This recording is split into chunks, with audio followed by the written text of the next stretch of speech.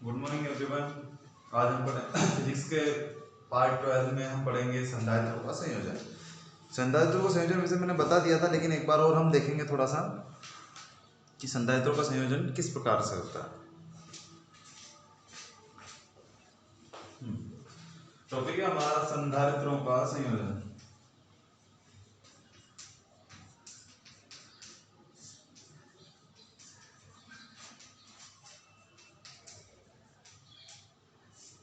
संधारित्रों का संयोजन दो प्रकार से होता है। पहला श्रेणी क्रम संयोजन।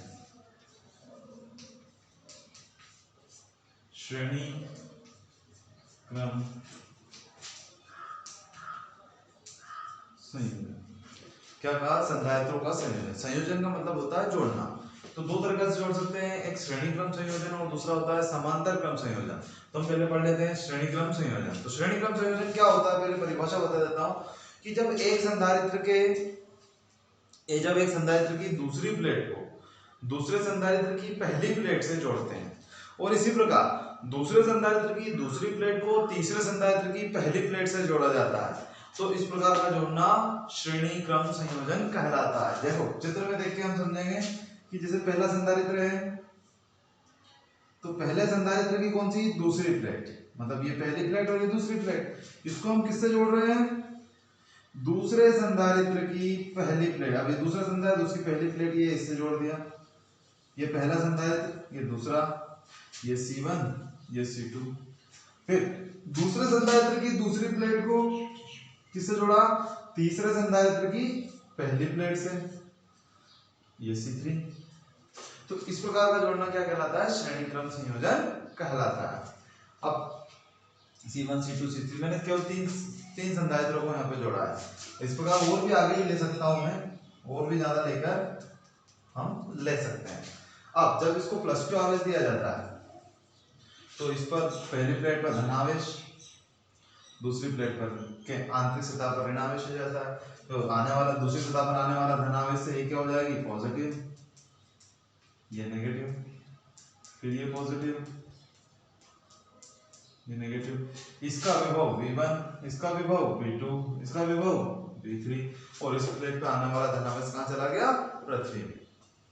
तो परिभाषा क्या होगी कि जब पहले संधारित्र की दूसरी प्लेट को दूसरे संधारित्र की पहली प्लेट से जोड़ते हैं, तथा इसी प्रकार दूसरे संधारित्र की दूसरी प्लेट को तीसरे संधारित्र की पहली प्लेट से जोड़ा जाता है, तो इस प्रकार का जोड़ना श्रेणी क्रम संयोजन कहलाता है। अब हम इसमें ये तो परिभाषा हो गई, चित्र बनाएंगे। चित्र के बनाने के बाद नीचे लिखेंगे कि चित्र में तीन संधारित्रों को श्रेणी क्रम में जोड़ा गया है। तीन संधारित्रों C1, C2, C3 को श्रेणी क्रम में जोड़ा गया है, जिनके विभव V1, V2 तथा V3 है, तथा जिन पर आवेश, तीनों पर आवेश कैसा होगा? एक समान होगा। जिन पर आवेश क्या होगा? Q, और तीनों पर विभव कितना हो गया? V1, V2, V3। अब कुल विभव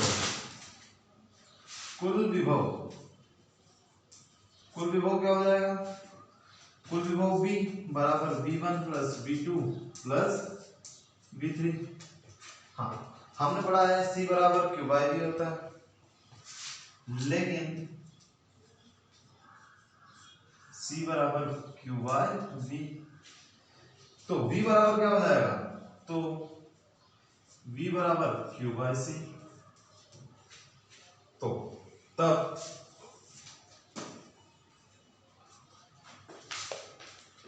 V1 बराबर Q बाय C1, V2 बराबर Q बाय C2, V3 बराबर Q बाय C3। समीकरण एक, इसको समीकरण एक नाम दे देना। समीकरण एक में मान रखने पर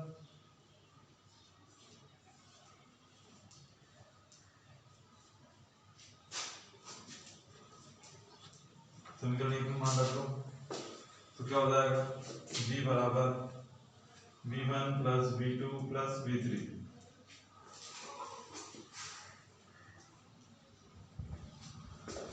तो V बराबर V की value Q by C, Q by C1, Q by C2, Q by C3। तो Q common, Q by C Q common 1/C1 plus 1/C2 plus 1/C3, Q से Q कैंसिल, तो 1/C बराबर 1/C1 plus 1/C2 plus 1/C3 और मात्रा इसका farad. तो ये क्या हो गया हमारा श्रेणी क्रम संयोजन। कैसे फिर से देखें, तीनों पर विभव V1 V2 V3, कुल विभव क्या हो जाता है V बराबर V1 plus V2 plus V3 समीकरण नंबर 1। लेकिन हमने पढ़ा धारिता के सूत्र से C बराबर Q बाई V होता है, तो V बराबर Q बाई C, तब V1 बराबर Q बाई C1, V2 बराबर Q बाई C2, क्योंकि आवेश हर जगह कैसा है एक समान। V3 बराबर Q बाई C3, समीकरण 1 में मान रख दो V बराबर V1 plus V2 plus V3, Q by C, Q by C1, Q by C2, Q by C3, Q से Q कैंसिल, हमारा आंसर। तो इसकी आखिरी में हम लास्ट में ये निष्कर्ष में हम ये लिख सकते हैं कि अतः संधारित्रों के श्रेणीक्रम संयोजन में कुल धारिता का व्युत्क्रम अलग अलग संधारित्रों की धारिता के व्युत्क्रम के योग के बराबर होता है।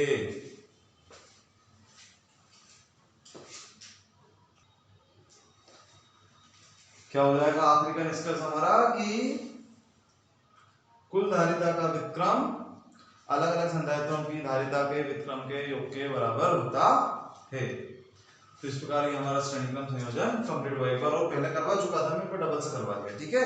अब इसके बाद हम देखेंगे समांतर क्रम संयोजन।